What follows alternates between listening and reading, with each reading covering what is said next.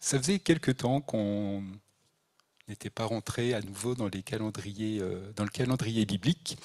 Et donc là, on est dans le dernier mois de l'année 5785. Donc, on va voir tout au long de ce que je vais vous partager il y a des choses très importantes pour rentrer dans l'année 5786. Et déjà, je te remercie, Saint-Esprit, d'ouvrir nos esprits à tout ce que tu veux nous dire ce matin, qu'on soit vraiment interpellés en toute chose, et merci pour les portes de révélation que tu vas ouvrir et les choses que tu vas nous montrer.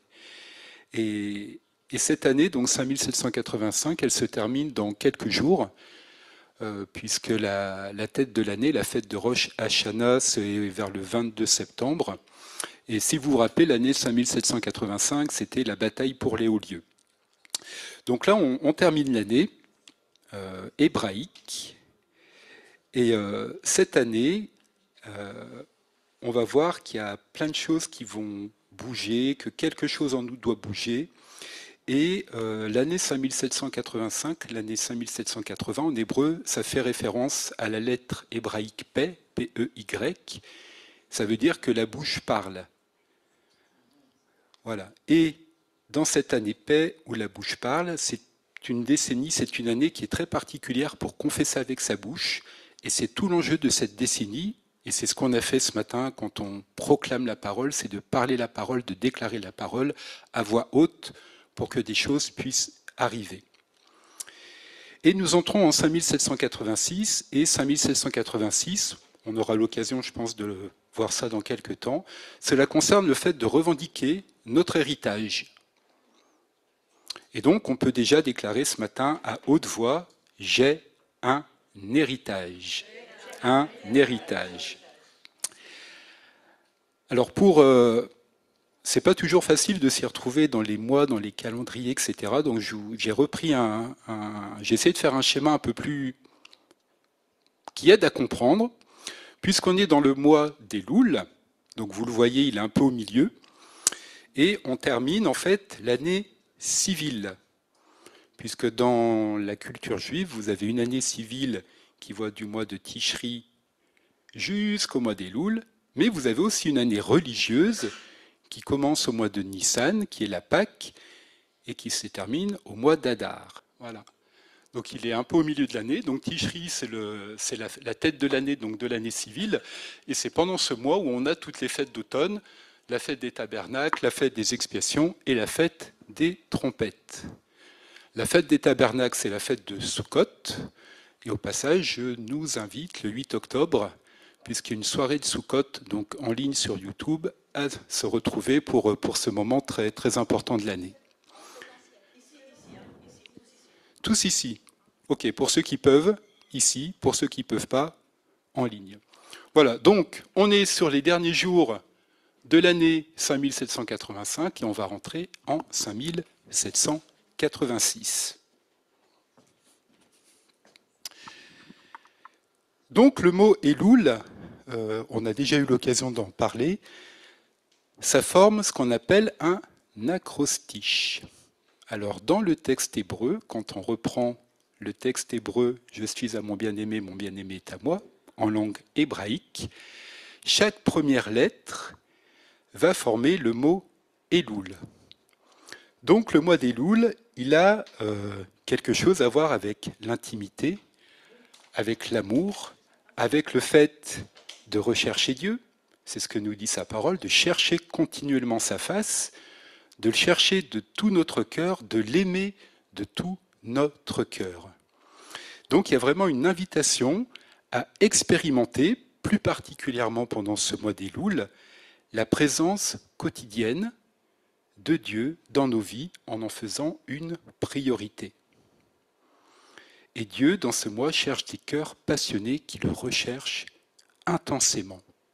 Alors ça ne veut pas dire que le reste de l'année, c'est pas ça, mais il y a des périodes comme ça qui sont plus propices, où Dieu met un peu le focus et nous interpelle plus sur quelque chose, voilà, pour se rapprocher de lui.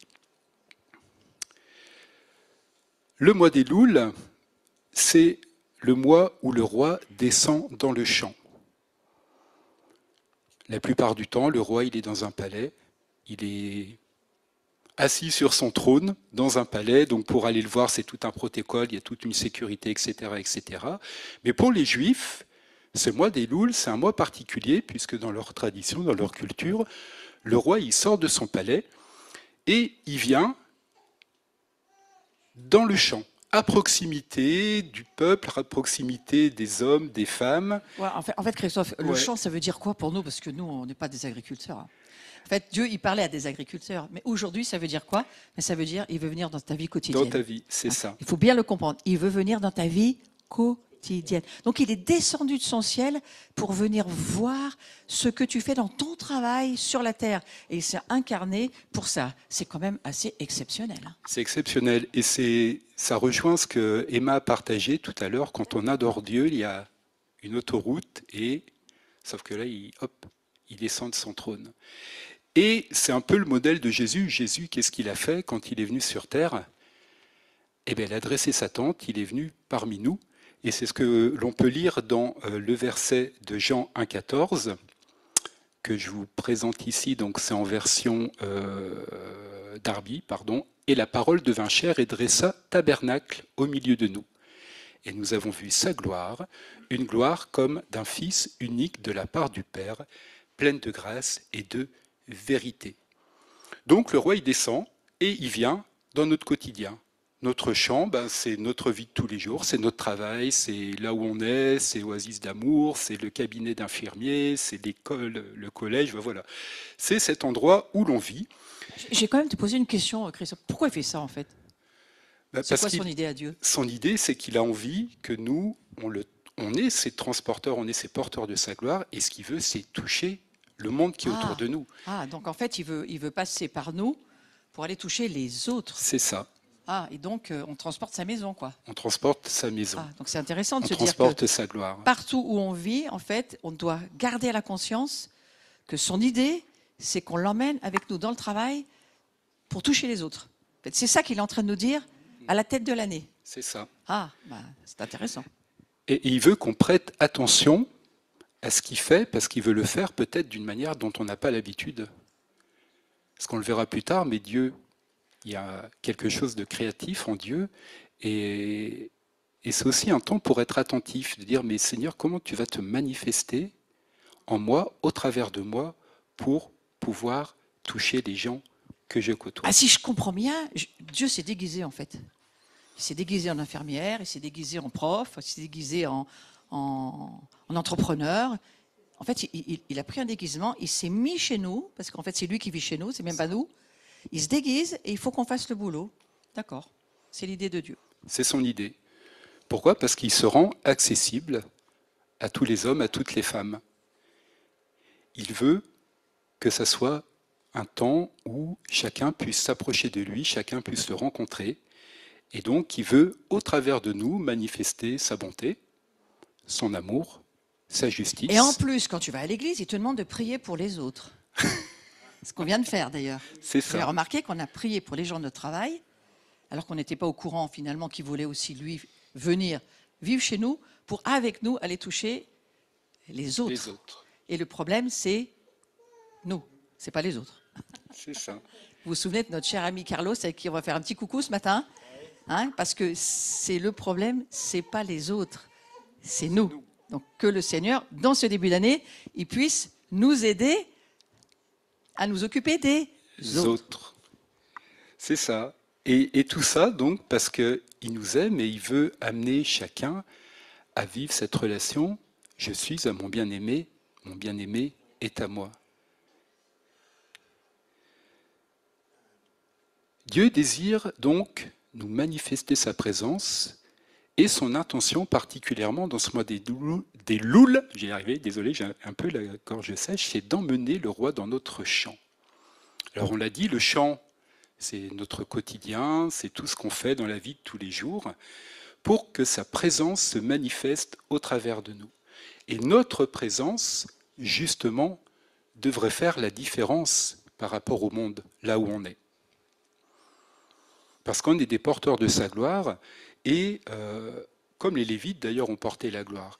Et on devrait être comme des Daniel, on devrait être comme des Joseph, qui malgré leur situation un peu difficile, ont manifesté la gloire de Dieu et dans tout ce qu'ils ont pu vivre, Dieu les a honorés, Dieu a révélé sa gloire, il les a bénis car ils étaient ses serviteurs.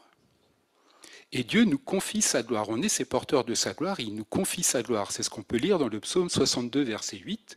Sur Dieu repose mon salut et ma gloire. Alors comment on fait? Qu'est-ce que Dieu attend de nous pour apporter sa présence, pour que lui, le roi, soit dans notre champ? Alors il y a quelques pistes que je vais vous partager et je vous laisse aussi prendre le temps de rentrer en vous-même et de penser à tout ce que je vais vous partager. Première chose, prendre l'attitude d'un serviteur. Pourquoi? Parce que c'est ce que Jésus a fait. Et je nous invite à relire Philippiens 2. Il y a tout ce chapitre qui est consacré à l'attitude au cœur de serviteur de Jésus. Marc 10, 43 nous dit « Il n'en est pas de même parmi vous, mais quiconque veut être grand parmi vous sera votre serviteur. » On est un serviteur, mais Jésus veut aussi manifester son cœur de serviteur au travers de nous. Et notre première motivation, ça devrait être de servir, pas de vouloir être servi, ni pas de vouloir être vu et reconnu, mais d'avoir ce cœur de serviteur. Je vais faire une petite interruption là. Ouais. Je suis poursuivie, mais je pense que vous aussi, par le lavement des pieds. Et je vais vous montrer quelque chose parce que ça m'a presque... Quand même, des fois, je trouve que Dieu, il est lourd. Quand il nous dit quelque chose, puis il répète, puis il répète, puis il répète, puis au bout d'un moment, je me dis, mais qu'est-ce que tu veux finalement nous dire, Seigneur? Je crois que c'est ça qu'il veut nous dire. Mais alors, il a vraiment insisté depuis le mois d'août. Nous avons fait cette maison de Jean. Vraiment, la partie très importante que nous avons vécue, souvenez-vous, ceux qui étiez là, on s'est lavé les pieds. C'était fort. Je regarde la série The Chosen, je tombe sur le lavement des pieds. Je n'ai rien demandé, je tombe sur le lavement des pieds. Je prends une série au hasard comme ça pour cet été. Je vais à Notre-Dame-du-Lot. On se relave les pieds entre des cardinaux, des pasteurs, des prêtres. On se lave les pieds entre les femmes, les hommes. Et puis j'achète la revue, là. Achetez-la, elle est super sympa, elle vient de sortir. Le prêtre et le pasteur, vous voyez comme ils s'aiment. Pour démarrer le mois d'Elul, c'est sympa, ça vient de sortir. Donc moi, je l'ai commandé sur Internet. Et j'ouvre la première page. Et vous n'allez pas me croire. Ils se lavent les pieds. Ils se lavent les pieds. Carlos et Guy, le pasteur et le prêtre. Et j'ai dit à Dieu, ah, mais tu n'arrêtes pas, même l'année qui recommence, ça recommence. Il m'a dit, oui, c'est une année où il va falloir apprendre à être serviteur. Pas comme nous on le croit, c'est pas le service servile, c'est pas ça que ça veut dire. Mais ça veut dire que nous devons méditer sur le lavement des pieds. Qu'est-ce que ça représente pour nous, le lavement des pieds? Qu'est-ce que ça veut dire pour nous aujourd'hui? Alors nous, on ne se lave plus les pieds du tout, c'est pas ça qu'on fait dans notre vie de tous les jours. Alors je pense qu'il faut le transposer à la manière dont on vit aujourd'hui et d'y réfléchir. Je ne vous donne pas la réponse, je vous laisse y réfléchir. Mais c'est un message, je crois. On n'est encore pas vraiment entré dans le sujet, mais on va y rentrer. Soyons des rois serviteurs.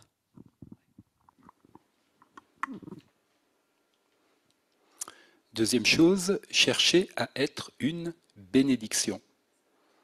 C'est en bénissant les autres qu'on est béni à notre tour. Et ça veut dire quoi? Être une bénédiction, c'est pas être une, entre guillemets, malédiction. Donc pour moi, c'est vraiment d'être vigilant à tout ce qu'on peut dire. Attention à nos paroles, attention à nos critiques, attention à tout ce qui sort de notre bouche, puisqu'on peut faire des œuvres contre-productives rien qu'avec une parole qui arrive au mauvais moment, et ça peut être assez catastrophique. Jacques 3, relisez Jacques 3 si vous le souhaitez. Tout ce qui sort de notre langue peut être source de bénédiction ou de malédiction. Autre point qui a trait à la fidélité. Dieu, il ne va pas chercher nos capacités, il ne va pas regarder de quoi on est capable. Lui, ce qui l'intéresse, c'est notre cœur et c'est notre fidélité envers lui. Matthieu 25 nous dit « Bien, bon et fidèle serviteur, tu as été fidèle en peu de choses, je t'établirai sur beaucoup, entre dans la joie de ton maître. » demandons la sagesse à Dieu. La sagesse, c'est quoi? C'est une capacité surnaturelle pour résoudre des problèmes. C'est un don spirituel qui vient par la crainte du Seigneur. Et on peut demander à Dieu de nous donner sa sagesse. C'est ce que nous dit Jacques. Si quelqu'un d'entre vous manque de sagesse, qu'il la demande à Dieu qui donne à tous, libéralement et sans faire de reproches, et elle lui sera donnée. Mais qu'il la demande avec foi, sans douter. Alors Seigneur, donne-moi la sagesse. J'en ai besoin. Et la sagesse, elle vient par la parole, par la prière, en étant aussi soumis aux bonnes autorités spirituelles, puisqu'une parole de sagesse aussi, ça peut nous aider dans certains cas, et en étant également souple, malléable, accommodant, et prêt à recevoir le conseil ou à être...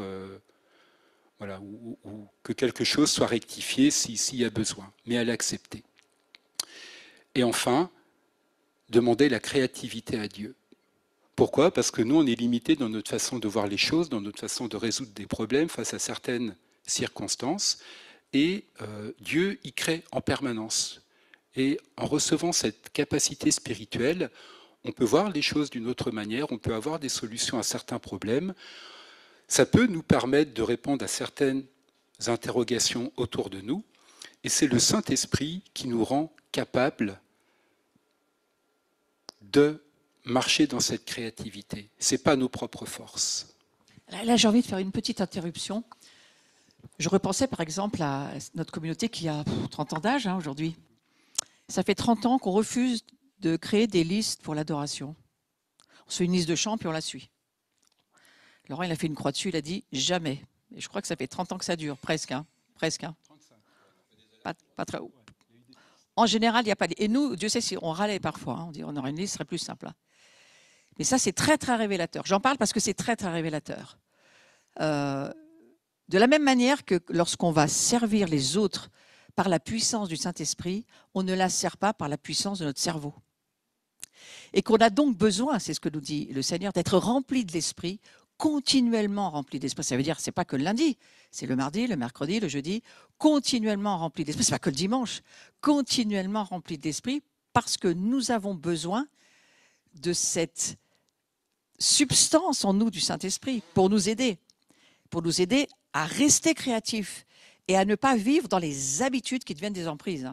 Et les habitudes, quand elles sont bonnes, pour la discipline, lire la Bible, ça il faut les garder bien sûr, mais la discipline qui t'enferme à ne plus avoir besoin du Saint-Esprit parce que tu sais faire les choses à ta manière. En général, vous allez voir, cette saison-là, elle va finir assez vite avec le Seigneur. Il va envoyer une exhortation dans ta vie qui va virer tes habitudes et qui va t'obliger à redépendre de lui. Et on sort parfois d'une saison pour entrer dans une autre parce que le Seigneur voit qu'on ne s'appuie plus sur lui, mais qu'on s'appuie sur notre savoir-faire. Et je le dis parce que c'est extrêmement important. Nous sommes dans une période où il faut absolument marcher par l'esprit, pas par notre cerveau qui voudrait tout contrôler, qui sait tout, qui sait faire et qui n'a même pas besoin de Dieu puisqu'il sait faire. Il y a des églises qui n'ont pas besoin de Dieu. Elles fonctionnent très bien, ils savent tout faire. Tout est calé, c'est calé la semaine d'avant. On n'a plus qu'à suivre le protocole et on se dit au revoir.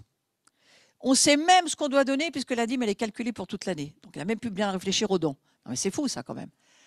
Alors que Dieu nous dit, non, marchez par mon esprit. Mon esprit, ça fait, moi je veux en témoigner de cela, ça fait des années que je n'ai pas vu dans notre maison un culte qui se ressemble. Qu'est-ce que c'est intéressant. Oh, qu'est-ce que c'est pas ennuyeux. Encore ce matin, je me disais, mais c'est quand même formidable, on a encore fait un truc qu'on n'aurait jamais pensé. Parce que n'imaginez pas que j'ai rêvé cette nuit sur les trompettes. Pas du tout, je suis passée ailleurs. Non, Dieu, je crois qu'il faut rester dans l'émerveillement de cette créativité. Nous voulons prier cela pour nous, pour notre communauté aussi, parce que nous avons besoin de rester dans ce flux permanent. Alors, certaines personnes pensent, mais de toute façon, Laurent, les chants, il les sait tous par cœur. Mais il y a beaucoup de chants, il les invente par le Saint-Esprit. C'est-à-dire que ce sont des chants qui, il les laisse se créer en lui, mais comme nous aussi, on doit c'est créer en nous une créativité pour le travail dans lequel on est, le rapport aux autres, comment on va aider les autres dans ce qu'on a besoin de leur dire ou ce qu'on a besoin de faire dans notre travail. Je crois que sans créativité, on se sent malheureux. Donc je prie que vraiment, sur nous, là, soit cette communauté, tous ceux qui sont connectés, on soit vraiment à se dire « Ah, mais merci Seigneur, parce qu'on va encore créer des tas de trucs avec toi qu'on va découvrir et qu'on ne connaît pas. Et ce n'est pas nous qui allons les créer, c'est toi qui vas les créer. Mais pour que ça puisse se faire, c'est comme la sagesse, c'est comme la fidélité. Être fidèle à Dieu, c'est facile. Être fidèle à sa communauté, c'est beaucoup plus difficile. Être fidèle à son conjoint, ça se travaille aussi. Hein. Donc, tout cela, ce sont des sujets de prière que le Seigneur nous demande de faire. Hein. Ce n'est pas une litanie, une recette de cuisine. C'est non, non, non, non. On va demander la créativité parce que nous, c'est notre raison de vivre. Si on perd la créativité, on perd la connexion avec le Saint-Esprit. Donc, je souhaite que chacun d'entre nous, on en soit très, très conscient. Et que cette année, on se jette de nouveau dans, on va dire, ces galaxies spirituelles dans lesquelles, de temps en temps, on chope une planète et c'est bien, quoi. Voilà. C'était mon petit commentaire. Donc, je suis à mon bien-aimé est à moi. Donc, c'est un lien avec l'intimité, l'amour. Et on revient dessus. Elul, un mois pour un temps spécial d'intimité. Et il y a cet appel pendant ces jours dans lesquels nous sommes à accéder à une transformation intérieure quotidienne en prenant ce temps de proximité avec le Seigneur. Le roi est dans le champ et on peut aller vers lui et lui dire « Je veux que ce qui est en moi te reflète. Je veux que ce qui est en moi te reflète, Seigneur. » C'est-à-dire, c'est pas moi, mais c'est toi qui es en moi et qui va être visible par les personnes qui sont autour de moi.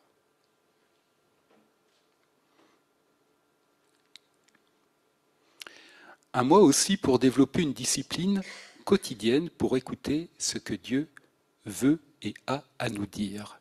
Alors, si vous vous rappelez, il y a 2 semaines, culte de reprise, le samedi soir, on a été interpellé sur méditer la parole, sur la méditation de la parole, et voilà, et c'est ce dont il est aussi question dans ce mois, de méditer la parole. On est prophétique, malgré nous, c'est-à-dire on fait des choses, on dit des choses, et on obéit, et on comprend. Alors merci pour cette parole, Laurent, que tu as libérée. Alors elle était dans ce que tu as partagé, mais elle est en pleine phase adéquation avec ce mois d'Elul. Et la méditation de la parole, méditer la parole, c'est-à-dire la murmurer, la repasser, la répéter, réfléchir dessus, l'intégrer en permanence, c'est un moyen de recevoir une révélation chaque jour. Et c'est dans l'église de Chuck Pierce, en ce moment, ils sont en train, tous les jours, de lire une parabole. Il y a 38 paraboles dans la Bible, et tous les jours, c'est un peu leur feuille de route pour ce temps, ils lisent une parabole. Et moi, où je suis aussi encouragé, c'est que dans le cours de la foi du royaume, il y a plein de choses qu'on a vues et qui sont en lien aussi, qu'on retrouve. Les paraboles, tout ça, et je me dis, ouais, c'est un cours en fait qui est hyper prophétique, alors rejoignez-nous le mercredi, je fais aussi la page de pub, mais rejoignez-nous parce que tout ce qu'on voit là, c'est toutes des choses que le Saint-Esprit a ramenées parce qu'il veut les rafraîchir, il veut les renouveler, et il veut nous les rappeler aussi. Alors, la parole nous invite à méditer jour et nuit, puisqu'il y a une promesse de bénédiction, Josué 1,8, qu'on connaît pratiquement tous par cœur, que ce livre de la loi ne s'éloigne pas de ta bouche, médite-le jour et nuit, afin que tu prennes garde à faire selon tout ce qui est écrit, car alors tu feras réussir tes voies et tu prospéreras. Et on l'a dit, nous avons un héritage, car nous sommes héritiers avec Christ, et en prenant du temps avec Dieu chaque jour, on peut aussi prendre possession de notre héritage. Notre héritage, c'est toutes les promesses qu'il a pour nous, qui sont dans sa parole. Ah, je vais faire un commentaire.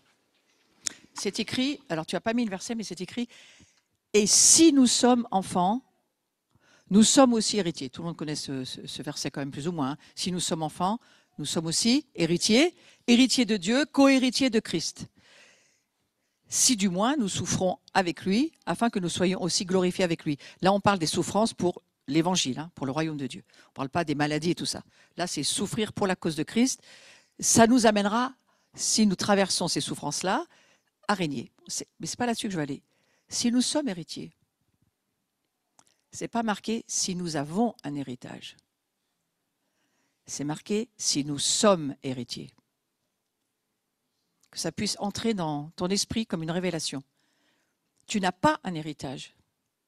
Tu es l'héritage. Si nous sommes héritiers. Donc nous sommes l'héritage de Christ.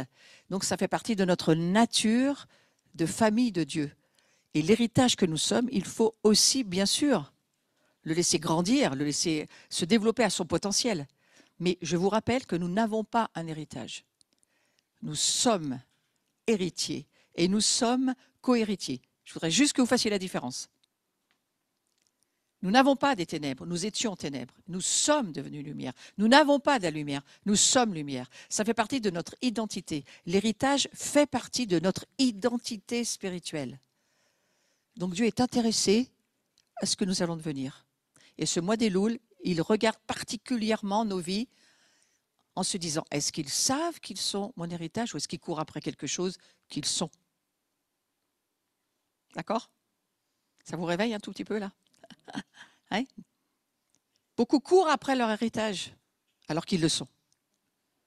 Comprenez ça, ça va vous ouvrir une porte pour l'année qui vient.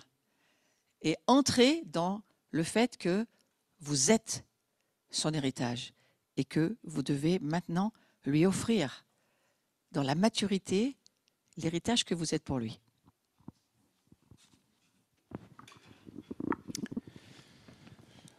Alors ce matin, on a sonné du chauffard. Et le mois d'Elul, c'est aussi un mois particulier pour sonner le chauffard chaque jour, presque chaque jour. C'est ce que font les Juifs. Donc on se prépare dans ce mois d'Elul aux fêtes de Rosh Hashanah, Yom Kippour, et c'est pourquoi les Juifs ils sonnent le chauffard particulièrement. Et on l'a entendu ce matin, le son du chauffard, c'est plus qu'un son, c'est un son spirituel, c'est une voix spirituelle, c'est la trompette qui résonne. Et quand le chauffard sonne, c'est une vibration qui pénètre tout notre être intérieur. Enfin moi, c'est un peu l'effet que ça me fait. C'est-à-dire, c'est quelque chose qui saisit, c'est un son du ciel qui nous saisit, qui ouvre une porte pour nous permettre de voir ce qui est devant nous. Et dis quoi là? T'as dit quoi là? T'as dit quoi? Pour nous permettre de voir ce qui est devant nous. Voir. Ah, encore une affaire avec les yeux. Encore une affaire des yeux. Pourquoi? Parce que l'Église, elle est faite pour voir les choses spirituelles.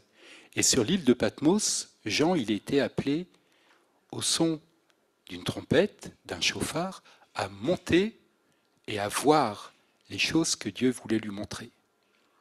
Je vous lis Apocalypse 4. « Après ces choses, je vis et voici une porte ouverte dans le ciel. Et la première voix que j'avais entendue, comme d'une trompette parlant avec moi, disant « Monte ici, et je te montrerai les choses qui doivent arriver après celle-ci. » Et Dieu a révélé à Jean tous les temps dans lesquels nous sommes. Est-ce qu'on comprend l'importance de nos yeux? Pas nos yeux humains, mais nos yeux spirituels. L'Église, quand elle se réunit, elle doit rentrer avec ses lunettes infrarouges. Ou alors, si elle ne les a pas, il faut qu'elle les demande. Parce qu'on est aussi là, dans la présence de Dieu, pour voir. Voir. Pour voir, il faut monter. Monter, ça veut dire adorer, rentrer dans les réalités spirituelles invisibles. Mais ces réalités invisibles, elles deviennent visibles pour nous. C'est la capacité surnaturelle du Saint-Esprit. On voit dans le monde spirituel, et quand on voit, et que Dieu nous dit de faire quelque chose, parfois on est dans le monde spirituel et Dieu dit « fais rien, ne dis rien ». D'ailleurs, c'est Rick Joyner qui dit on regarde la grandeur d'un prophète à tout ce qu'il n'a jamais dit que Dieu lui a demandé de ne pas dire. Pas tout ce qu'il dit, mais tout ce qu'il n'a jamais dit qu'il ne fallait pas qu'il dise. Et ça, c'est des grands prophètes. C'est ceux qui voient des choses, qui ne disent pas tout ce qu'ils voient. Ils disent que ce que Dieu leur demande de dire. Ça va être un échelon pour nous à cette année, à faire très attention. On ne doit pas dire tout ce que l'on voit, mais on doit dire ce que Dieu nous demande de dire, sachant que nous aidons, nous construisons, nous édifions, nous corrigeons, mais nous ne détruisons pas par des paroles prophétiques. C'est pour ça qu'il faut être prudent. Et parfois, Dieu nous confie des secrets, mais il ne nous demande pas de les dire tout de suite. Il nous demande de regarder avec lui et de considérer avec lui, de prendre le temps de savoir quand est-ce qu'on va la dire, cette parole. Là, je pense qu'on aurait 1 heure de repentance à faire pour l'Église. Mais bon, nous avançons, le Seigneur est bon, et la rédemption, on sait qu'on est racheté, qu'il pardonne nos péchés. Mais on a beaucoup de péchés à ce niveau-là, c'est sûr. Mais là où je voudrais aller, c'est que le fait qu'on ait prié pour les yeux, et que pour nos yeux puissent voir, je crois que l'intercession qu'on a faite tout à l'heure fait partie du mois d'Elul. C'est que nous avons intercédé avec des sons pour faire tomber des murailles pour que nos yeux puissent voir. Et tout à l'heure, je le crois, des murailles sont tombées à l'intérieur de nous pour que nous puissions voir beaucoup plus que ce que nous voyons déjà. Il faut beaucoup plus voir ce qu'on voit, beaucoup plus. Et on va avoir besoin de ces yeux-là parce qu'on va avoir des avertissements, on va avoir des paroles à donner, on va avoir des nations à aider, des personnes autour de nous. Quand je dis des nations, ce sont des personnes. Si vous aidez une Algérienne, vous aidez l'Algérie. Si vous aidez un Turc, c'est une nation que vous aidez. Donc on aide les nations, on n'a pas besoin d'aller dans les nations pour les aider. On aide les nations et nous, c'est notre appel de l'abri. Notre appel, c'est d'avoir cette perspicacité spirituelle, ce discernement spirituel pour que nous puissions voir et comme la tribu du Sacar, commencer dans l'intercession à prier pour ceux que le Seigneur nous demande de prier. Donc voilà, c'est pas le programme, j'aime pas ce mot-là. C'est la direction prophétique que Dieu nous donne pour cette année. Et je crois qu'il est en train de nous dire, le service, les yeux, ce que vous allez voir, j'attends vraiment que vous entriez dans ces dimensions-là. Donc c'est pour ça qu'on voulait en parler avec Christophe. On a réfléchi ensemble pour essayer de, nous-mêmes, pour nous déjà, nous poser cette vision, nous poser ce message, et on va ensemble y rentrer. Mais si vous le comprenez, d'autant plus ça va aider, d'accord ? Donc voilà, il faut comprendre l'importance de voir l'avenir. Voir l'avenir, ça veut dire avoir un discernement pour pouvoir dire c'est à gauche, c'est à droite. C'est pas tout droit forcément. Et ça, c'est le Seigneur qui va nous le montrer. On a besoin de nous dans les nations aussi, les Français. Donc je vous le dis, on a besoin de travailler à se laisser transformer et c'est dans la présence de Dieu que Dieu nous transforme. Lorsqu'on lit l'Écriture, lorsqu'on discipline nos vies, lorsqu'on se consacre, lorsqu'on sanctifie nos vies, qu'on chasse tous les démons qui doivent être chassés, parce qu'à un moment donné, on n'en a plus, on ne va pas faire ça toute notre vie, mais on a quand même besoin de continuer à se dire que la sanctification fait partie de notre vie. Et pour ça, voir chez nous tout ce qui doit être transformé, c'est très important. Donc on le prie aussi ensemble ce matin. Amen. Et si les murailles tombent au son du chauffard, ça nous fait penser à Jéricho, c'est pour qu'on puisse grandir et qu'on soit en capacité de voir des choses qu'on ne voyait pas auparavant. Il y a sûrement des choses qui nous bloquent dans notre vie, qui nous empêchent de voir ce que Dieu veut qu'on voit. Et c'est pour ça l'Esprit de Dieu veut nous montrer quelque chose que nous ne pouvions pas voir les jours précédents. Alors on va continuer de cheminer pour arriver à quelque chose d'important pour ce mois d'Elul, mais il y a vraiment cet appel à ce que les forteresses soient renversées dans nos vies, à tout ce qui bloque notre capacité de voyant, dans le bon sens du terme, être renversé. Le mois d'Elul, c'est un mois pour résister au diable. Alors au mois d'Elul, il y a Néhémie. Si vous lisez le livre de Néhémie, alors ce n'est pas un des livres qu'on lit peut-être le plus souvent, mais ça peut être intéressant de le relire dans ce mois d'Elul. En fait, Néhémie il a conduit le peuple à achever la muraille autour de Jérusalem. Donc déjà, ça nous fait, tiens, une muraille, il y a peut-être de nouvelles frontières, de nouvelles limites que le Seigneur veut établir dans notre vie et aussi construire dans notre vie. Et je vais faire une remarque là-dessus parce oui. que j'ai une pensée prophétique qui me vient. Je crois que les limites que Dieu va vouloir qu'on mette de plus en plus, c'est de quitter les compromis. Parfois, on est entre deux. On a d'ailleurs un gouvernement qui est bien assis là-dessus. Et le Seigneur est en train de nous dire, moi, je mets mes limites. Et les limites de Dieu, ce ne sont pas nos limites. Parfois, des limites de foi.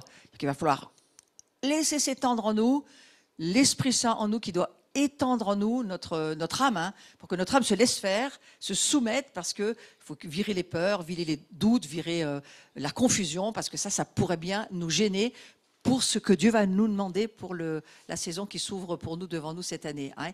Il y a ça, je ressens qu'il y a ça, il va y avoir à ouvrir ces limites. On est trop enfermés. On s'est trouvé très bien pour certains dans le confinement, il faut en sortir. Dieu est fatigué d'être enfermé. Donc il veut sortir lui aussi dans son champ.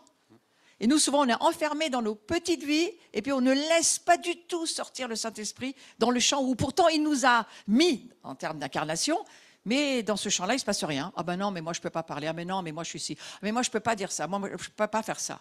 Et je pense que Charlie Kirk, pour moi, est un très grand exemple. Il n'a pas eu peur. Il n'a pas eu peur. Il est allé au bout. Oh, on peut trouver 10 000. Oh, on n'aurait pas dû faire ci. Il l'a fait. Point barre. Et il est allé jusqu'au bout et il n'a jamais eu peur dans ce qu'il faisait. Et moi, je me dis, pour le monde chrétien, ça doit être un exemple pour nous. On doit parler de Jésus dans notre vie de tous les jours. On doit parler de Jésus, la manière dont il veut, comme il veut, mais on est appelé quand même à laisser l'Esprit Saint sortir de nous. Libérons le Saint-Esprit de nous. Exactement comme dans l'adoration. Hein. Libérons le parler en langue, libérons les dons, libérons les visions, libérons, partageons-les, vivons avec, parce que c'est cela que le Seigneur, il nous a promis. Il ne nous a pas promis autre chose que son esprit qui nous amenait où il voulait, quand il voulait, comme il voulait, là où il voulait. Donc on n'est pas vraiment au courant de ce qu'il veut faire, mais il faut se laisser faire. Hein, voilà. Et je prie pour nous que cette saison, nous le comprenions. Que nous comprenions qu'il va falloir, comme tu viens de le dire, résister au diable qui, lui, met des obstacles. Il faut combattre ces obstacles. Il faut les combattre avec acharnement. En nous, voir en nous qu'est-ce qui bloque, qu'est-ce qui fait que on ne peut pas parler, on ne peut pas y aller, on ne peut pas prier, on ne peut pas faire ce que Dieu nous dit. Il y a en nous un vrai travail à faire, sinon on va tomber dans la religion. Et moi, au nom de Jésus, j'en veux pas. Non, merci. Dans ma vie, hein, moi je ne veux pas. Dans ma vie de religion, encore moins dans l'assemblée. Donc il va falloir que le Seigneur nous bouscule. Est-ce que vous êtes d'accord qu'il nous bouscule? Oh, ben il me bouscule déjà, c'est comme ça. Ben, tu rêves. Tu rêves, on n'est pas encore vraiment bousculé. Hein. Donc il veut alimenter le diable, nos peurs, surtout avec tout ce qu'on voit sur les réseaux. Alors nous, on va prendre les lunettes prophétiques et au lieu de voir tout le mal, on veut voir tout le bien. On veut voir le diamant chez les saules. Ouais. On veut voir le diamant chez nos ennemis en disant, mais tu sais, toi, Dieu peut te toucher, vraiment. Ta vie peut changer. Que Dieu nous donne de l'audace ce mois-ci et cette année qui vient. Parce que si nous voulons voir aussi une croissance du corps, ben, il faut sortir de notre corps et aller voir un peu le corps des autres, histoire qu'on leur amène Jésus aussi. D'accord ? Moi, c'est vraiment une prière que je me fais. Je me dis, Seigneur, aide-nous à résister au diable qui veut nous enfermer dans nos vies et à aller à l'extérieur, oser aller à l'extérieur, dans le champ où Dieu nous place, parler du Seigneur. Amen. Amen. Amen. Le mois des Louls, qui est aussi un mois propice à la communion. Alors pourquoi? Alors moi, dans ma pensée, c'était de dire le roi descend, il établit sa tente, son tabernacle parmi nous. Et Loul, ça dure quand même un certain nombre de jours, 30 jours. Donc je dis, s'il établit sa tente, il établit sa table. Donc s'il établit sa table, c'est qu'il nous invite autour de sa table à être avec lui, à être ensemble. Et pour s'approcher de la table du Seigneur, il nous demande de régler nos cœurs, de pardonner les offenses, de demander pardon pour nos offenses et à discerner aussi le corps de Christ. Et c'est ce qu'on va faire pour la soirée de Sukkot. On va être rassemblés autour de la table, chrétiens, évangéliques, protestants, catholiques, juifs messianiques. Ça va être la famille de Dieu qui va se retrouver et qui va communier, et en communiant, qui va avancer, qui va progresser dans la sainteté. Et c'est un temps vraiment particulier. Moi, c'est vraiment, mais le roi, il descend, mais il met sa table aussi pour nous accueillir. Et il y a aussi les cours de Flo en ce moment qui sont axés sur le mystère de la communion. Ils sont absolument Ils excellents. sont excellents. Mais courts. Et allez sur sa chaîne YouTube, vous verrez. Et ça fait 2 cours, vraiment 2 cours. Le dernier, ça s'appelle le mystère de la communion, mais c'est un mystère dans lequel on est depuis 2 ans. Ce que je comprends en quelques mots, c'est que Jean essaye de nous dire, même si tu pêches, même si tu fais des erreurs, même s'il y a des choses qui ne vont pas chez toi, sois pas inquiet. Il y a une table en permanence ouverte, c'est la table de la communion, où là, tu viens, tu demandes pardon pour tes péchés, ils sont déjà tous pardonnés, il suffit que tu demandes. Et j'ai compris, plus je rentre dans le mystère de la communion, plus je me rends compte que nos péchés sont pardonnés, qu'il faut sortir de la culpabilité, de la condamnation, de la peur des péchés, de je ne sais pas quoi. Ça fait 2000 ans que l'Église parle que de ça. Alors que Jean écrira, mais vous êtes pardonnés, mais avancez-vous, mais il suffit juste que, voilà, vous, par le Saint-Esprit, ceux que vous voyez qui ne fonctionnent pas, allez à la table de la communion, demandez, en vous avançant à la table, demandez pardon, mangez-le, buvez-le, vivez et guérissez, ce que disait Carlos. Mangez et guérissez. Je comprends comment Carlos il est arrivé à cette révélation, parce que c'est ce que Dieu nous demande. Il nous dit, mais comprenez que Dieu le Père, il vous donne la communion gratuitement, sans aucun mérite, mais il ne regarde plus à vos péchés. Il voudrait que vous preniez vos lunettes prophétiques et que vous puissiez voir que la garantie de votre communion, c'est quoi? C'est le sang sur la croix versé pour toi.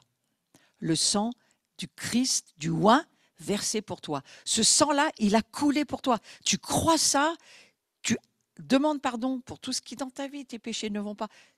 Mais ce n'est pas vraiment cela qui prend la pensée de Dieu. La pensée de Dieu, est-ce qu'ils vont croire, oui ou non, que leurs péchés sont pardonnés? Est-ce qu'ils vont arriver à nous croire? Est-ce qu'on pourrait passer à autre chose? Ça, c'est dans les cieux que je l'entends. Est-ce qu'on pourrait passer à autre chose que ça? Si tu lis le livre de Jean, tu te rends compte, vous avez la vie éternelle, vous êtes dans la vie éternelle, nous y sommes, il nous a assis, nous sommes avec, le salut il est là, prenez-le, mais avancez et communiez, pas seulement avec la Trinité, communiez avec les autres. C'est ça le travail que nous avons à faire. Et la communion avec la Trinité, notre garantie par le sang de Jésus, c'est ensuite de communier avec les autres. Pourquoi il insiste autant? Parce que dans cette communion-là, tu gouvernes le monde spirituel. Tu gouvernes le monde spirituel dans la communion avec le Père, le Fils et l'Esprit Saint et dans la communion avec tes frères et tes sœurs. C'est pourquoi cette communion, elle est tellement importante et elle est tellement accessible, puisque c'est écrit, mangez-en tous. Mangez-en autant de fois que vous voulez. Non, mais c'est sérieux ça? Oui. Hier, on était dans un super resto. Avec Bruno, on faisait notre anniversaire de mariage, Christophe.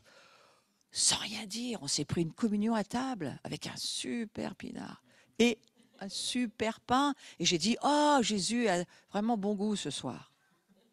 Parce que tu amènes les cieux là où tu vas. Tu ne vas pas avec l'esprit de ce monde. Tu vas en disant que ce lieu soit aussi investi par Dieu. Et tu sais, la communion, il n'y a rien de plus puissant pour racheter des lieux que la communion. Ce n'est pas ta religion qui intéresse les cieux. C'est ce que tu es en train de faire et que tu as la conscience que tu es en train de faire. Et alors, tu n'es pas obligé de faire ta prière à haute voix dans tout le restaurant, parce que là, ça ne passerait pas. Mais Jésus cache, tu remarques dans l'Écriture? Tu remarques comment il travaille avec ce monde? Qu'est-ce qu'il fait, Jésus? Il cache sa gloire. Il l'a caché dans un bébé. Il l'a caché chez toi, tu n'es même pas au courant que c'est sa gloire. Il faut qu'on fasse des cours pour qu'on comprenne qu'on est la gloire de Dieu. Et pourtant, il a mis sa gloire chez toi. Il s'est caché chez toi jusqu'à ce qu'il ait assez grandi pour qu'il puisse sortir dehors. Et ce mois, frères et sœurs, vous avez assez grandi pour qu'il puisse vous utiliser, pour que lui puisse aller toucher le monde autour de nous. D'accord? Donc c'est ce que je crois que nous pourrions prier aussi. Cette communion, elle est extrêmement importante.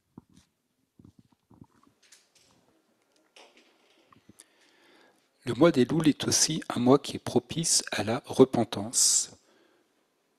Pourquoi? Parce qu'on est dans le dernier mois de l'année et il y a cette invitation à laisser les anciennes choses du passé pour rentrer dans la nouvelle année, dans la nouvelle saison qui est devant nous. Et la repentance, c'est quoi? Pour le rappeler, c'est se détourner de certaines pensées, de certaines manières de vivre qui veulent nous éloigner sur un mauvais chemin. Et c'est aussi changer de voie pour le meilleur. La repentance, ça passe par l'abandon de vieux cycles, aussi de schémas, de vieux cycles de fonctionnement, et décider de les abandonner. Et ça fait aussi référence au pardon. Pas de pardon sans repentance, pas de repentance sans pardon. Et c'est une saison particulière dans laquelle où chacun de nous est envoyé. Et dans cet envoi, ceux à qui on pardonne sont pardonnés. Ceux à qui on ne pardonne pas, ils restent liés. Donc ça nous met une immense responsabilité de manifester aussi le pardon autour de nous et de sortir des offenses, de sortir de tout ce qui peut nous blesser. Pourquoi? Parce que ne pas pardonner, j'aime beaucoup cette image, c'est un peu comme si on fait de la rétention d'eau. C'est-à-dire qu'on ne pardonne pas, on enfle. Et tout ce qui n'est pas pardonné, ça va se transformer en amertume, ça va se transformer en désir de vengeance, voire en meurtre. Et je pense qu'aucun de nous ne veut enfler ce mois-ci, aucun de nous veut garder ces choses ce mois-ci. Et voilà, c'est vraiment cet appel particulier, changer de voie pour le meilleur. Et la repentance, elle amène aussi à un moment à renverser toutes les forteresses, on en a parlé, c'est une fois qu'on a demandé pardon à Dieu, une fois qu'on a décidé d'abandonner certaines mauvaises voies, que le Saint-Esprit peut faire cette œuvre en nous de délivrance pour renverser toutes les forteresses. Pourquoi? Parce que ces forteresses qui sont en nous, ces forteresses de pensée, elles nous empêchent de grandir dans la maturité, elles vont nous empêcher de voir aussi les choses que le Seigneur nous appelle à voir.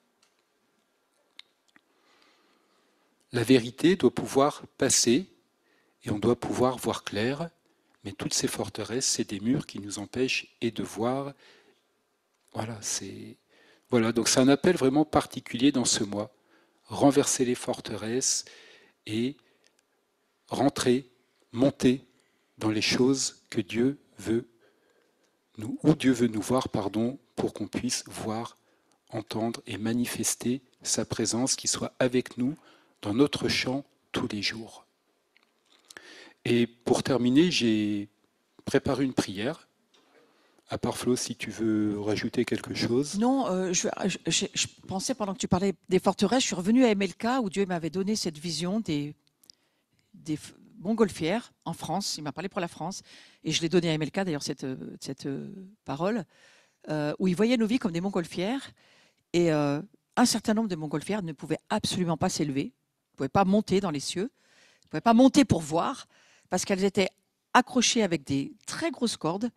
Et ce que je viens de comprendre aussi ce matin, c'est que ces cordes, ce sont les forteresses. Parce que les forteresses, ça pèse très lourd et ça ne permet pas à la montgolfière de monter. Il faut détruire ces forteresses pour que la montgolfière puisse prendre de la hauteur et rejoindre les cieux, d'une certaine manière.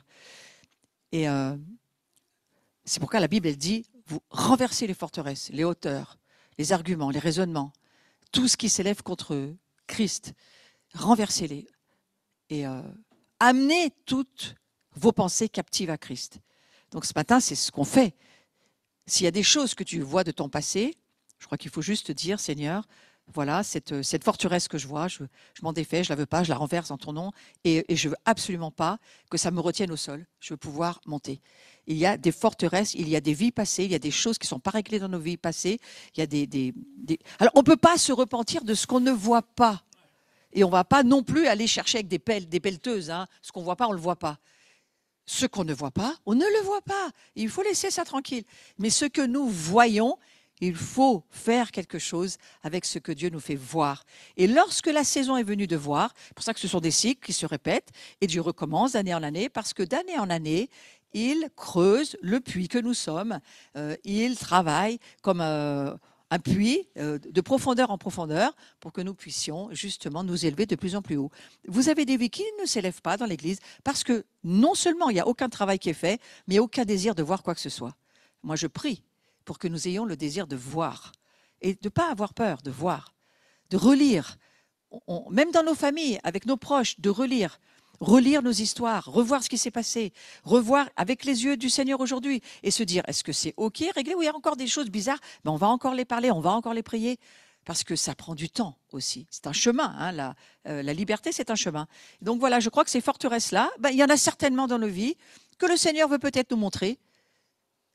Ce n'est pas vous qui devez chercher, mais acceptez l'idée que si il vous est montré quelque chose, eh bien, laissez-le travailler dans votre vie et puis libérez-vous-en au nom de Jésus et faites ce que vous avez à faire, que le Seigneur vous dira de faire. Voilà, moi, c'est la seule chose que je voulais rajouter. Je pense qu'aujourd'hui, on peut se lever maintenant On va se lever, on va prier ensemble. Voilà. Et on va prier. Alors, j'ai une prière que j'ai préparée hier. Alors, dans mon cœur, c'est vraiment de peser chaque mot qu'on prie et de prendre le temps de la prier. C'est important. Alors, j'espère que c'est assez visible.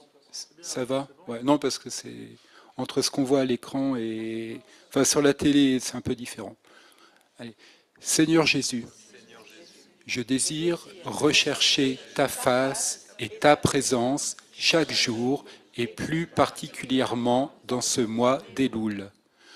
Mon désir est que tu te manifestes dans mon champ. Je décide de prendre l'attitude d'un serviteur et d'apprendre à servir les autres. Je veux être une bénédiction pour les autres. Je te demande pardon pour toutes les mauvaises paroles que j'ai prononcées. Je veux être fidèle dans toutes les choses que tu me confies. Pardonne-moi pour toutes les fois où cela n'a pas été le cas. Je te demande, avec foi et sans douter, la sagesse que tu promets de donner si on te la demande. Merci pour ton Saint-Esprit qui me donne la créativité dont j'ai besoin pour faire face à tous les problèmes que je rencontre. Pour me préparer à entrer dans cette nouvelle année, je prie de développer une discipline quotidienne pour écouter tout ce que tu veux me dire. Je décide de me discipliner à lire chaque jour ta parole et notamment les paraboles pour recevoir la révélation des mystères de ton royaume. Seigneur, je te demande pardon pour mes péchés, mes mauvais choix, pour tout ce que j'ai fait ou dit qui m'a détourné de toi, qui m'a aveuglé et bloqué dans ma marche avec toi. Je te confesse, et là on peut prier dans notre cœur ou à voix basse, tout ce que le Saint-Esprit nous rappelle.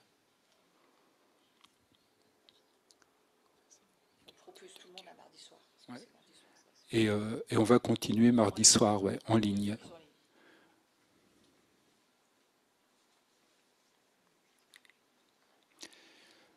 Je décide aussi de pardonner à tous ceux qui m'ont offensé, plus particulièrement si vous avez des personnes qui vous reviennent en mémoire. Seigneur, on pardonne encore les offenses. Et on veut les pardonner d'autant qu'on va aller à la table de la communion.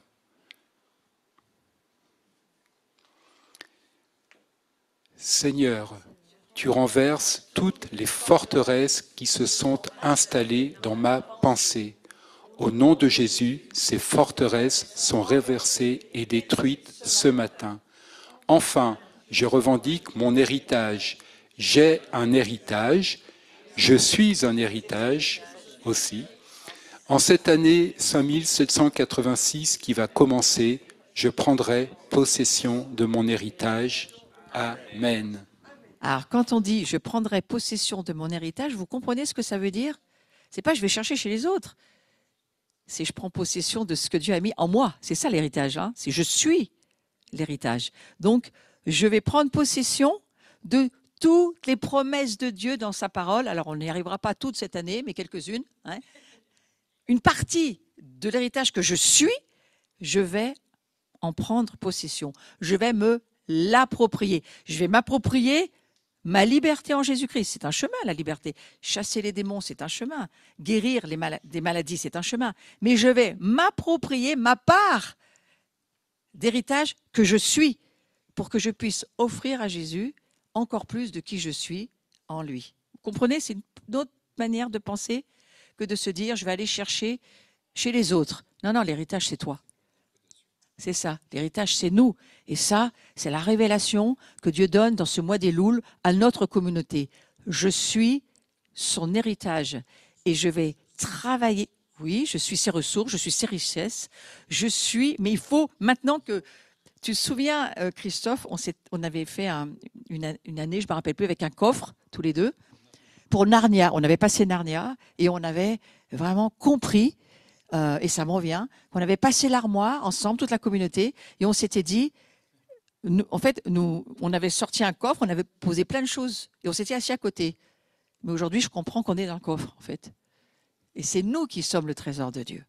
Et c'est nous qui le sommes. Alors, je te remercie, Seigneur, que c'est une bonne année qui se met devant nous et que ça va être une année où tu vas libérer de nous toutes les ressources dont tu as besoin pour notre monde. Amen. Amen.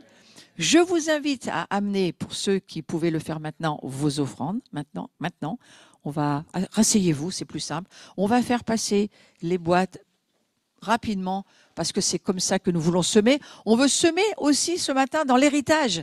L'héritage, Dieu nous dit, tu es mon héritage, alors semons dans notre champ pour que notre champ puisse voir une libération de l'héritage que nous sommes. Et c'est ce que je vois dans la semence de ce matin. Prenez le temps, demandez à Dieu. Oui, on a l'habitude de donner nos dîmes, et c'est très bien. Mais on a aussi, en ce début d'année, la possibilité de mettre des prémices. Et même si ce n'est pas le jour des prémices aujourd'hui, moi je ressens de dire au Seigneur, montre-nous, c'est-à-dire ce qu'on peut semer en termes de semences financières, pour que nous puissions voir notre récolte sur l'héritage que nous sommes et que ça puisse se multiplier au nom de Jésus. Donc voilà, je pense que le sens de la semence de ce matin, c'est cela. C'est la multiplication. Le Seigneur n'additionne pas, il multiplie nos ressources, il multipliera en nous ses dons, sa sagesse, sa fidélité, il le multipliera parce que nous semons ce qu'il nous dit de semer pour une récolte. Nous te remercions, Seigneur, que cette communauté rentre dans le fait de voir beaucoup plus que ce qu'elle voit. Multiplie, Seigneur, nos lunettes, qu'elle puisse voir beaucoup plus que ce qu'elle voit. Multiplie les semences que nous mettons dans ta bourse céleste, dans cet investissement des cieux. Et je te remercie, Seigneur, parce que c'est quelque chose qui nous demande une révélation. Mais dans cette communauté, nous l'avons. Nous avons la révélation de la semence. En multiplication de l'héritage que nous sommes. Multiplie chacun de nous, Seigneur. Alors, pas forcément en famille naturelle, c'est pas ce qu'on demande, s'il y en a qui veulent, amen. Mais moi, c'est pas ça que je pense. Je pense au spirituel, au monde spirituel. Parce qu'il y en a qui disent, oh non, non, merci. Non, mais c'est spirituel, d'accord? Voilà. Et que les dons, les révélations, les rêves, les stratégies de Dieu pour ce qu'il veut faire pour notre maison, ici, ça soit libéré au nom de Jésus. Amen.